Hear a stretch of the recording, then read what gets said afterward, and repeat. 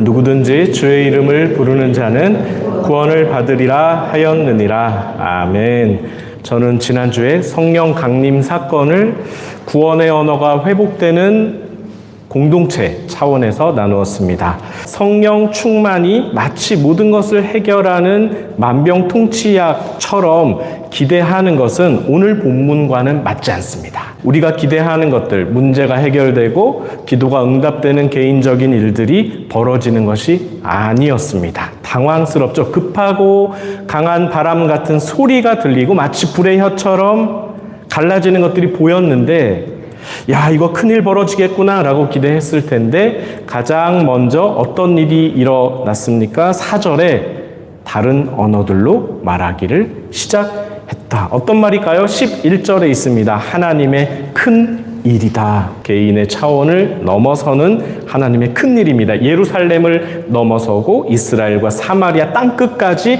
넘어가는 큰 일입니다. 구약의 아브라함부터 약속하신 하나님의 뜻이 예수 그리스도를 통해 오늘 이루어지는 것이 바로 하나님의 큰 일입니다.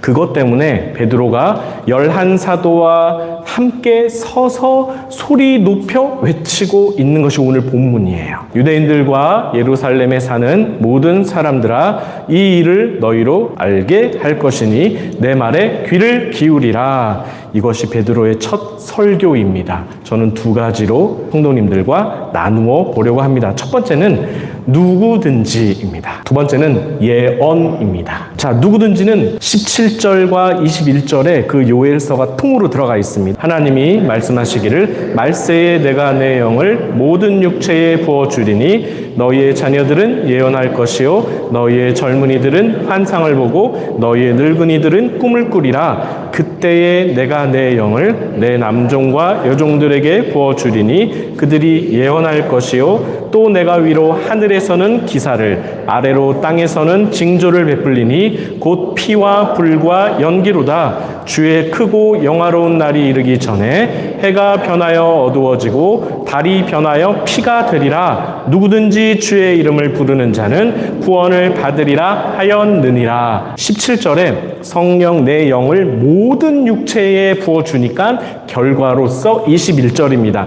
누구든지 주의 이름을 부르면 구원을 얻는다. 완성. 이렇게 되는 거죠. 그런데도 여러분, 구약에도 성령이 나옵니다. 어떤 특별한 일을 위해서 하나님의 신이 임했다라는 장면들이 나와요. 예를 들면 모세가 성막을 만들 때 오홀리압과 브살레를 특별히 고용합니다.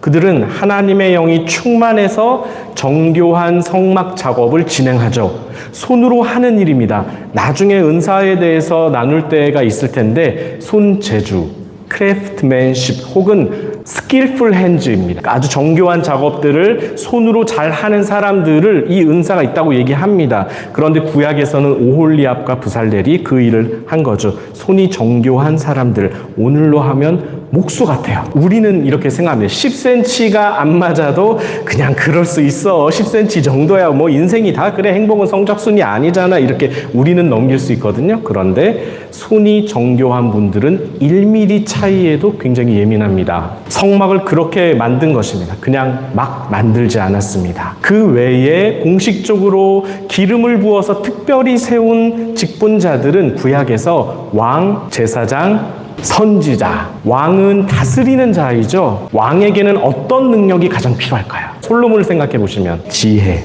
판단할 수 있는 능력 어디서 올까요? 하나님이 주셔야 하는 것이죠. 그래서 기름을 부어서 특별히 구별해서 세운 것이 왕입니다. 두 번째, 제사장은 성전 업무 종사자입니다. 오늘날 말하는 목사님들. 제사하고 예배하고 하려면 뭐가 가장 필요할까요? 제사하러 사람들이 오잖아요. 구약에 제사하러 오면 그 제사를 다 인도하겠죠. 제사를 인도하고 그러면 어떤 일을 하는 거예요? 하나님과 백성들 사이에서 중재하는 역할을 하는 겁니다. 그 제사가 다 그런 거예요. 내가 제사를 드리는 건 뭐냐면 내 죄를 없이해 주십시오. 나를 깨끗이 용서해 주십시오. 하나님과의 관계를 해결하러 오는 거예요. 제사는. 그렇게 해서 하나님 나에게 복 주십시오 할 수 있는 거죠. 그 중간 역할을 제사장이 하는 거죠. 그러면 제사장에게 필요한 것은 뭘까요? 성결. 여호와께 성결. 이건 제사장들이 목숨 걸고 지켜야 되는 거예요. 그래서 이 세상의 법이나 세상 사람들이 볼 때 이 죄가 있다라고 판단되면 그건 제사장으로 세우기가 힘든 거죠. 하나님과 나와의 관계를 중재하는 사람이 뭔가 전과범이야. 그럼 어떻게 맡길 수 있겠어요? 그리고 또 하나는 중재하는 마음이 있어야 돼요. 중보하는 마음. 성도님과 하나님 사이에 결렬된 관계 안으로 이 중보자는 들어가는 거예요. 그래서 어떻게 기도해요? 주님 쟤 보라고. 쟤 맨날 저렇게 죄 짓는 애라고. 이렇게 하는 건 마귀가 하는 거고 이건 참소입니다. 중보는 뭐예요? 하나님, 이 불쌍한 친구가 맨날 죄를 지어요. 하나님 보실 때 안타깝잖아요. 나를 봐서라도 죄를 용서해 주세요. 나를 봐서라도 죄를 용서해 주세요. 주님, 이게 중보입니다. 예수님이 중보자였어요. 주님, 나를 봐서 이 백성들을 용서해 주십시오.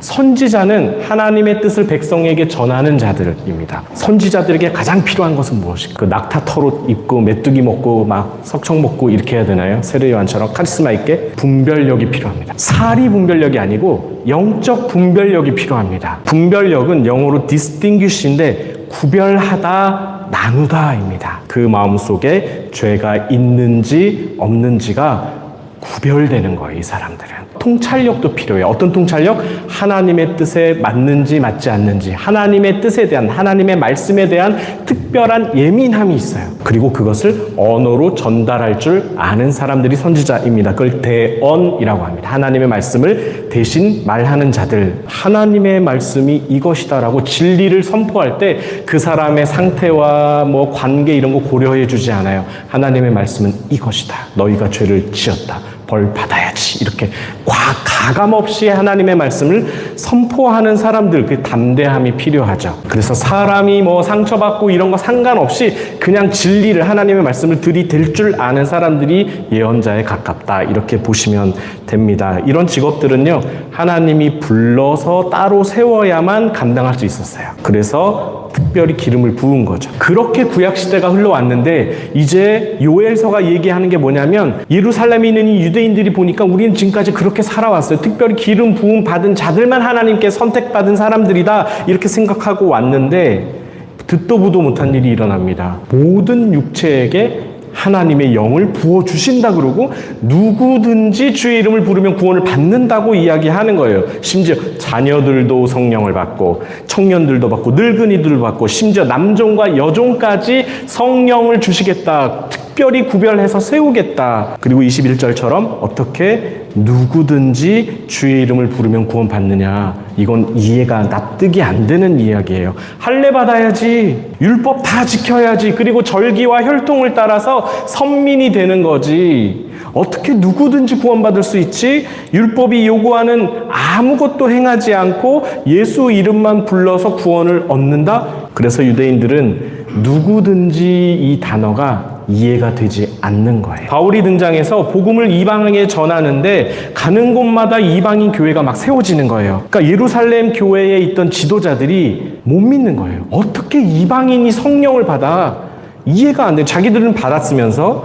그래서 사도행전 15장에 가면 청문회를 시작합니다. 바울 너 이리 좀 와봐.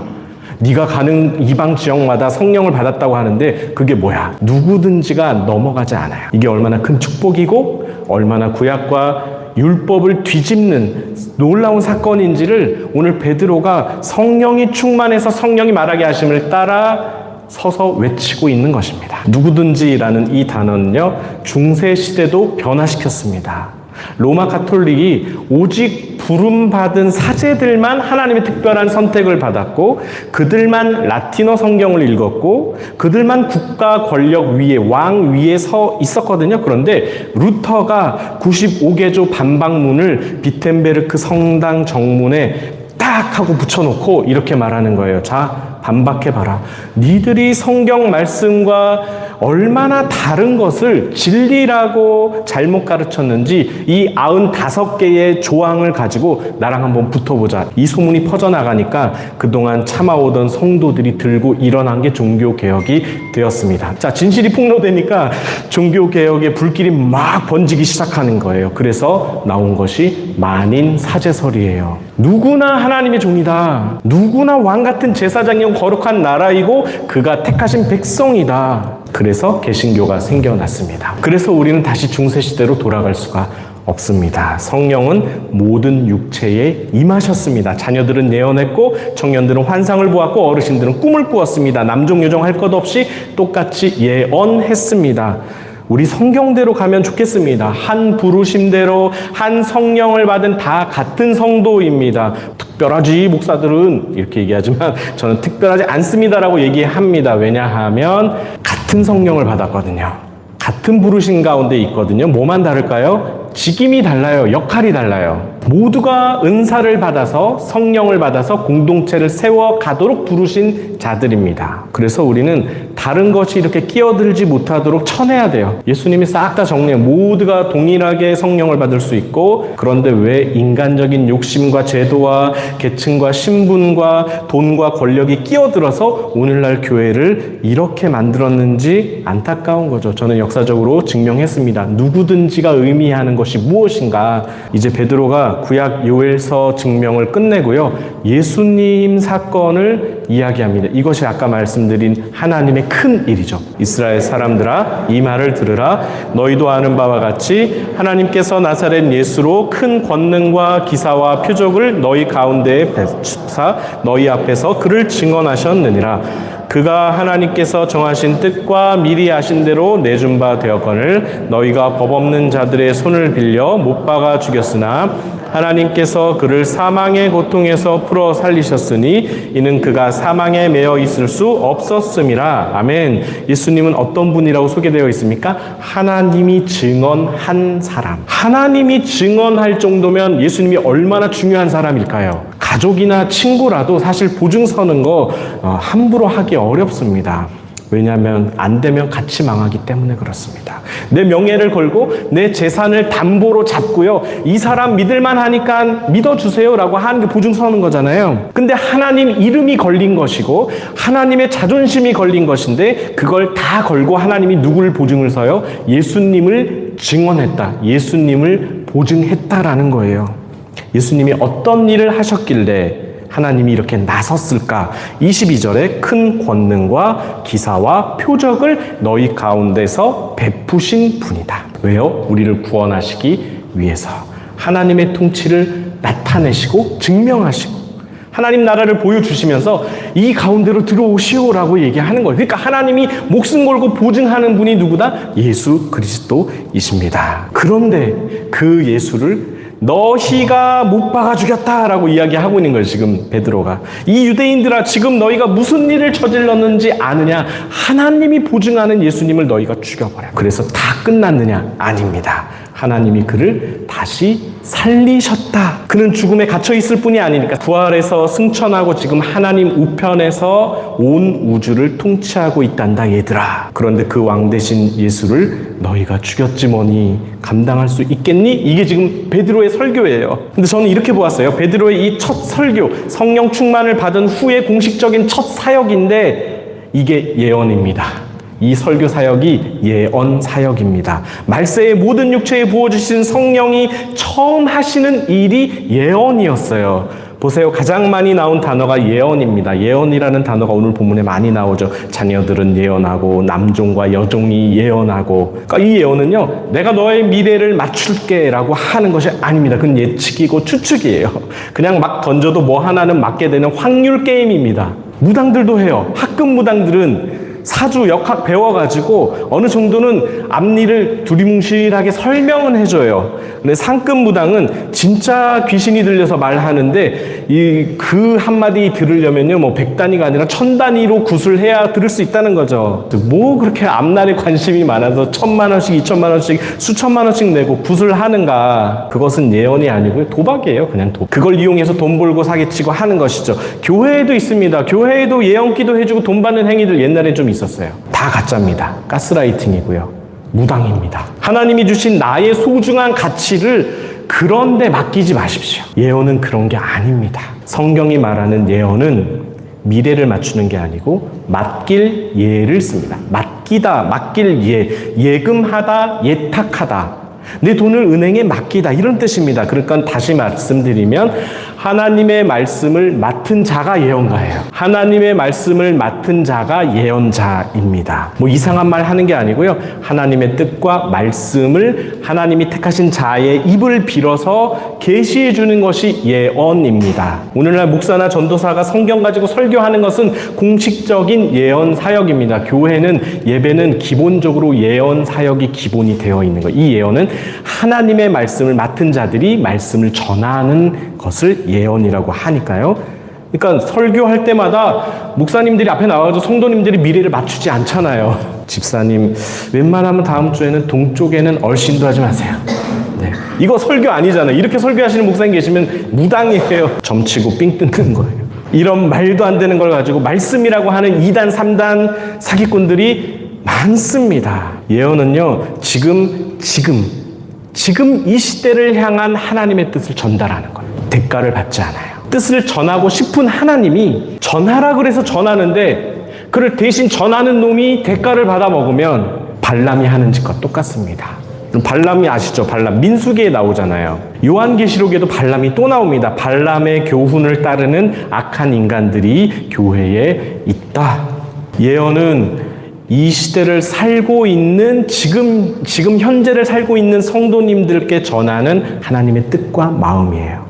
미래가 아니라 지금이에요. 예언은 누구를 통해서 하는 게 아니라 어떻게 보면요, 성령이 내 안에 계시면 내 안에서도 예언을 할 수가 있습니다. 하나님 나에게 예언을 주실 때가 있어요. 예를 들면 여러분도 다 경험해 보신 거예요. 어떤 문제로 내가 고민하고 있는데 지난주에 들었던 설교가 갑자기 생각이 나요. 자꾸 생각나. 그래서 그 본문 말씀을 찾아보고 있는데 그 말씀을 보다가 다른 단어에서 갑자기 마음에 확 박히는 거예요. 그리고 속이 시원하더니 막 명치에 걸린 것 같은 게 그냥 쫙 내려가는, 문제가 해결됩니다. 그 뒤로 내 마음이 평안하고 우리 하나님이 더 사랑스럽고 더 기도하게 되는 것, 하나님과 더 친밀하게 되는 것, 성령께서 내 안에서 하나님의 마음과 뜻을 알려주시니까 내 문제가 해결이 된 거예요. 성령께서 지금 하시는 일은 뭐냐면 나에 대한 하나님의 입장, 마음, 생각들을 내 안에 알려주기를 원하세요. 성령께서 너무 원하세요. 우리도 알고 싶잖아요. 근데 우리는 대부분 너무 바쁘니까 모르고 지나갈 때가 많지만 하나님은 항상 우리에게 하나님의 마음을 알려주기를 원하세요. 여기서 끝나지 않아요. 그 하나님을 자꾸 이제 증거하는 거죠. 아, 내가 이번에 말씀에 그렇게 은혜를 받았어요 하면서 나누다 보면 그 말이 다른 성도에게 들릴 때 그 성도가 위로를 얻거나 함께 힘을 얻는 것이죠. 방언은 개인의 덕을 세우지만 예언은 공동체의 덕을 세운다라고 바울이 말했습니다. 내가 받은 은혜를 나누기 시작했더니 다른 사람도 같이 힘이 되고 치유가 되고 회복이 되는 거죠. 그래서 공동체가 함께 잘 세워져 가는 거예요. 그 말씀 사역을 통해서 아, 정말 하나님이 나를 사랑하시는구나. 이 집사님을 사랑한 것처럼 나도 그렇게 사랑하시겠구나. 저분에 대한 하나님의 마음이 내가 느껴질 때가 있어요. 와, 참 하나님이 귀하게 생각하시는 것 같아. 그러면 그런 마음이 드시면 한 번은 찾아가서 말해 주세요. 하나님이 집사님을 굉장히 사랑하십니다. 놀라운 사실은 그분이 그 말이 정말 필요했던 때에 그걸 생각나게 하실 때가 있어요. 내가 정말 마음이 무너지고 힘들 때, 아무도 나를 알아가 주는 것 같지 않을 때 어떤 한 분이 갑자기 와가지고 요즘 기도하는데 집사님 생각이 많이 나요. 하나님이 참 사랑하시는 것 같아. 힘내요. 이 한마디에 막 살아납니다. 이게 예언 사역이에요. 공동체를 덕을 세우는 일입니다. 그래서 진짜 예언은요, 우리를 미래에 집착하게 만드는 것이 아니라 지금 하나님과의 관계를 회복하게 만드는 것이 진짜 예언이에요. 하나님을 더 사랑하게 만드는 것이죠. 또는 이것도 있어요. 예언은 하나님의 거룩하심 앞에서 나의 죄가 보이게 되는 거예요. 이게 예언입니다. 내 죄와 불순종이 깨달아지는 거예요. 그래서 회개하게 만드는 것이 예언입니다. 회복해야 되기 때문에. 하나님과의 관계가. 마지막으로 성경적인 예언에 대해서 다시 말씀드리면 우리를 예수 그리스도께로 인도하는 것이 예언입니다. 예수 그리스도께로 인도하는 것이 예언이에요. 다른 데로 이끌면 가짜 예언입니다. 예언하는 사람이 신령해 보이고 멋있어 보이고 대단해 보여서 그가 하는 말이라면 뭐 다 듣게 된다. 이건 가스라이팅입니다. 여기서 벗어나셔야 돼요. 사람에게 묶이게 하는 것은 가스라이팅입니다. 그걸로 조종하는 거예요. 그런 교회 그런 사역자가 있으면 당장 박차고 나오셔야 됩니다. 인생 망치는 것이죠. 성령 강림 후에 베드로의 설교가 시작됐죠. 예언입니다. 그런데 방향은 어디로 가고 있나요? 예수 그리스도께로 가고 있어요. 그의 설교가. 여러분 다음 주 본문도 보시면요. 이제 다윗이 예수님에 대해서 이야기한 거 가지고 또 한 본문이 나와요. 그리고 37절에 설교가 끝나죠. 베드로의 예언은 처음부터 끝까지 누구에 대한 이야기입니까? 예수 그리스도에 관한 이야기입니다. 들을 만한 설교와 듣지 않아도 되는 설교를 구별하는 법이 여기 있습니다. 여러분, 예수 그리스도를, 그 설교가 예수 그리스도를 향하고 있는가? 그를 증거하고 있는가? 그를 아는 지식에 자라게 하고 있는가?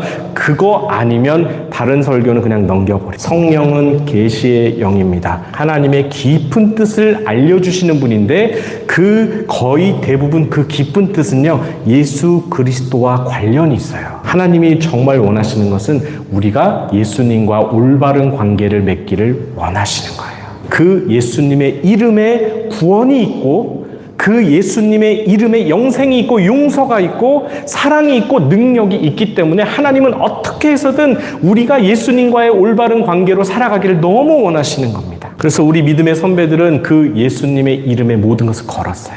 그거에 만족했습니다. 어떤 시대를 살든 어떤 처지에 있든 그 모든 상황 속에서 예수 그리스도를 신뢰하지 않고 그를 사랑하지 않으면 모든 것이 헛될 뿐입니다. 바울이 그렇게 고백했죠. 말씀을 정리하겠습니다.